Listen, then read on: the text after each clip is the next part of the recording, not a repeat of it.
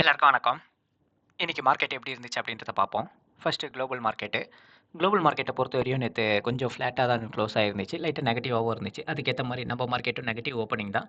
இனிஷியலா மார்க்கெட் டவுன்ல ஓப்பன் ஆயி ஓரளவுக்கு நல்ல ரிகவரி குடுத்துச்சு நிஃப்டிய பொறுத்தவரையும் 60, 70 பாயிண்ட்டு. அதுக்கப்புறம் ஆல்மோஸ்ட் 90 பாயிண்ட் டவுன் போயிட்டு நல்ல ஒரு 50 பாயிண்ட் பாசிட்டிவ்க்கே வந்துச்சு.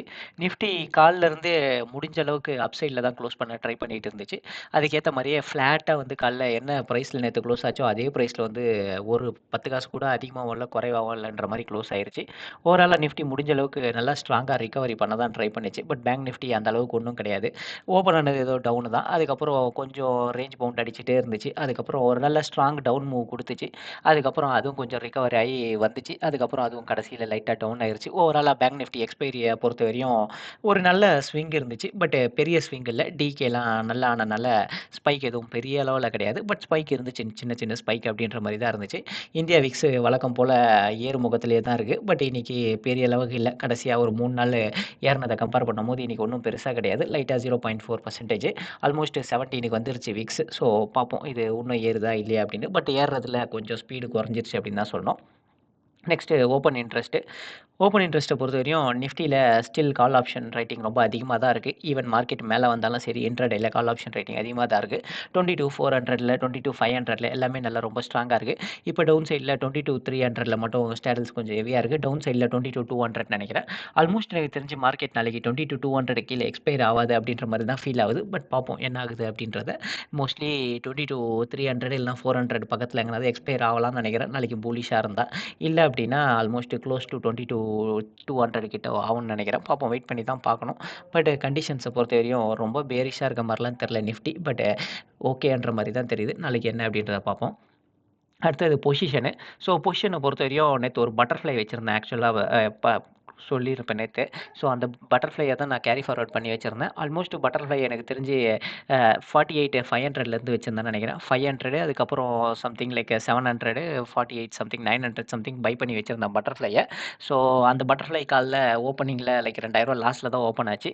அது ஓப்பன் ஆனோனயும் லைக் ரூ. 10,000 கிரெடிட் குடுத்து வச்சிருந்தேன். டெபிட் குடுத்து வச்சிருந்தேன். ஸோ அந்த டெபிட்ட கலெக்ட் பண்ண ஆரம்பிப்போம் அப்டின்னு சொல்லிட்டு கால் சைட்ல ஒரு கிரெடிட் ஸ்ப்ரெடும், புட் சைட்ல ஒரு கிரெடிட் ஸ்ப்ரெடும் போட்டேன். ஸோ இந்த 2 கிரெடிட் ஸ்ப்ரெடுமே ஆல்மோஸ்ட் ஸ்பாட்ட விட்டு 800 பாயிண்ட் தள்ளி தான் இருந்துச்சு. ஸோ அதனால பெரிய பிரச்சனை எதுவும் கிடையாது.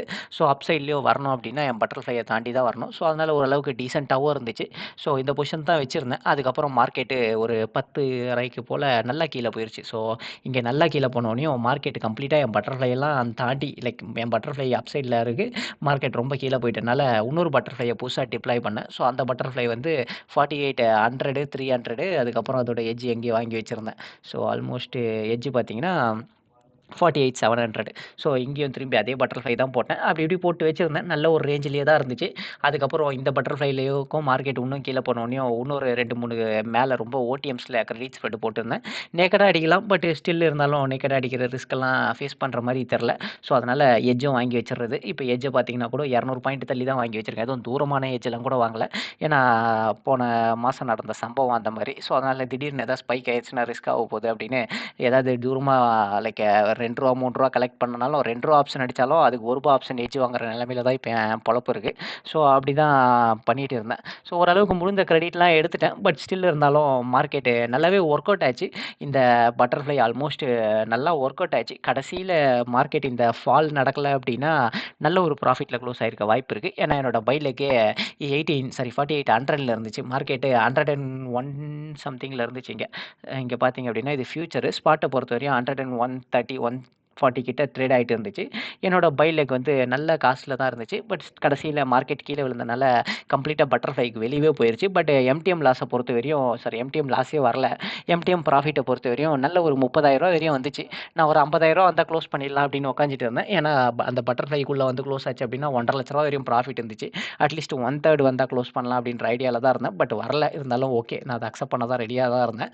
ஏன்னா நான் ஆல்ரெடி சொன்ன மாரி தான். ஒண்ணும் இப்போதைக்கு பெருசா புடிக்கிற ஐடியாலயும் இல்ல. எவ்வளோ கம்ஃபர்டபுளா ட்ரேட் பண்ண முடியுதோ அதுக்கேத்த மாரி தான் ட்ரேட் பண்ணிட்டுருக்கேன். பட் இன்னைக்கும் ஒரு பேட் லக் தான். மார்க்கெட் ஒரு 100 பாயிண்ட் எக்ஸ்ட்ரா வந்திருந்தா கூட காசு நல்ல ஒரு ஆப்பர்ச்சுனிட்டியா இருந்திருக்கும். நல்லா காசு எடுத்து பாக்கெட்ல போட்டு வந்திருக்கலாம். பட் நாளைக்கு பார்ப்போம் என்ன ஆகுது அப்படின்னு. இப்போதைக்கு இதுதான் க்ளோஸ் ஆல்மோஸ்ட் வெறும் ப்ரோக்கரேஜ் மட்டும் எடுத்துக்கிட்டு க்ளோஸ் பண்ணிட்டேன்.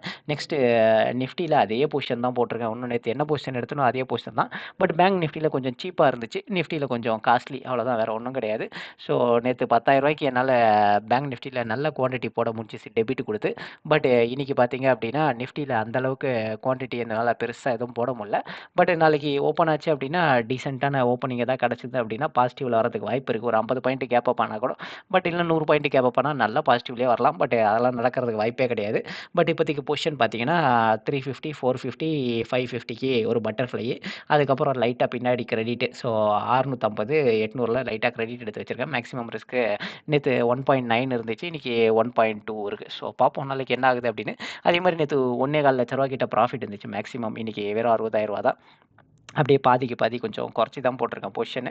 பார்ப்போம் லைக் நாளைக்கும் எக்ஸ்பெக்டட் அப்சைட் தான். மோஸ்ட்லி எல்லாருக்குமே தெரியும் நான் டவுன் சைட்ல இந்த மாரி பொசிஷனே போட மாட்டேன் அப்படின்னு. டவுன் சைட்ல போடுறதுல அதுக்கான டிஸ்அட்வான்டேஜ் நெறைய இருக்கு. ஸோ அதில நான் ஃபேஸ் பண்றதுக்கு ரெடியாவே இல்ல. ஆல்ரெடி ரிஸ்க் எடுக்கிற நிலைமையிலேயே கிடையாது.